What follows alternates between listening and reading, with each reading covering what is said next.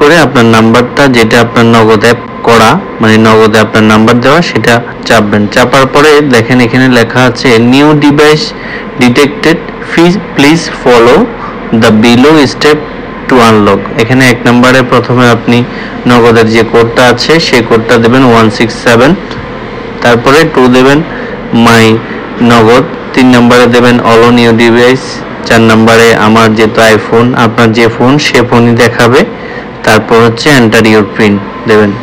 তো চলুন তাহলে আমরা দেখাই কিভাবে কি করতে হবে। প্রথমে আমরা ডায়াল করলাম 16, এটা ডায়াল করলাম, ডায়াল করার পরে এখানে দেখেন 7 আছে, আপনি এখন মাই নগদে যাবেন, 7 এন্টার 7 দেবেন। এন্টার 7 দেওয়ার পরে আপনি এখানে সিলেক্ট দেবেন 6 নাম্বারটা এন্টার 6 দেন। এখানে লেখা আছে অ্যালাউ নিউ ডিভাইস, আপনার যে ফোনটি আসবে সেখানে সিলেক্ট করে